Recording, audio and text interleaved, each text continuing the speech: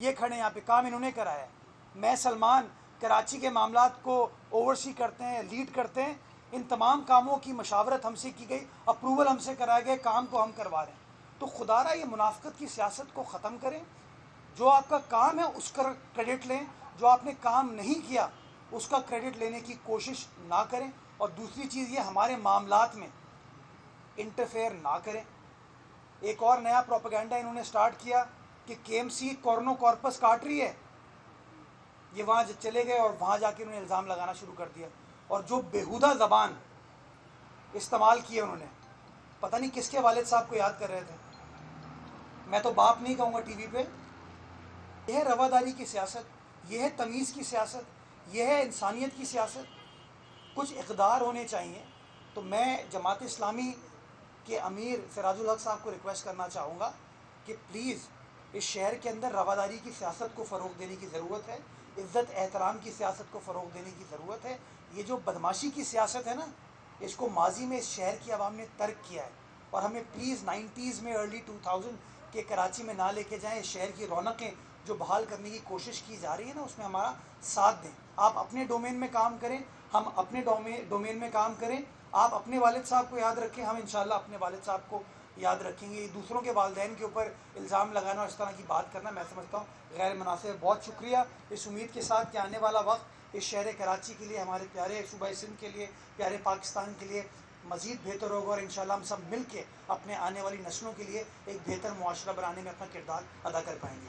Mayor صاحب، آپ نے شکایت کی، اب وہ قومی سطح کے لیڈر بن چکے ہیں، قومی اسمبلی کی نشست پہ الیکشن لڑ رہے ہیں، کیا دعا کریں گے ان کی کامیابی کے لیے؟ یار دعاؤں سے نہیں، دوا سے معاملات حل ہوتے ہیں، دوا سے۔ تو پچھلی بار وہ یو سی جیت گئے تھے کیونکہ ایم کیو ایم نے بوائیکاٹ کیا، تو پتہ نہیں اب ایم کیو ایم بوائیکاٹ کر رہی ہے، لڑ رہی ہے، اگر لڑ رہی ہے تو کیا ہوگا۔ اور اگر نعیم الرحمان صاحب قومی اسمبلی کے ممبر ہو جاتے ہیں تو کیا کہتے ہیں اردو میں، خس کم جہاں پاک، ہماری شاید سٹی کاؤنسل کا ماحول بہتر ہو جائے گا۔ وہ جو تنقیدی سیاست ہے اس سے ہم نکل کے کوئی تعمیری سیاست کی طرف چلے جائیں گے، بٹ خدا پھر قومی اسمبلی کے ماحول کو وہ کرے، بیکاز کوئی بھروسہ نہیں کہ نعیم الرحمان صاحب پھر شارع دستور کے اوپر بھی اپنی تصویریں لگا دیں، یہ والی، یا وہ موٹر وے پہ بھی جا کے اپنی تصویر لگا دیں، پھر ان کا جھگڑا وزیر اعظم سے سٹارٹ ہو جائے گا، پھر وہ کہیں گے حقیقی وزیر اعظم میں ہوں۔ تو بس خدا خیر کرے۔ جی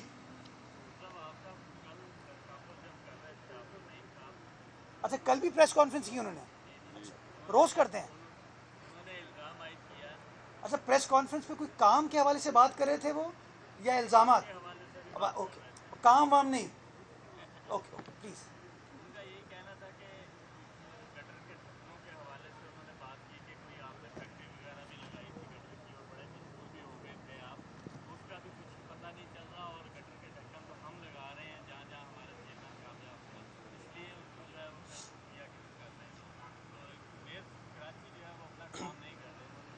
یہ کام کس کا ہے؟ میں روز، دیکھیں فرق کیا ہے، ایک پریس کانفرنس نعیم الرحمان صاحب کرتے ہیں ڈیلی، اس پریس کانفرنس میں کہتے ہیں میں اور الزامات لگاتے ہیں۔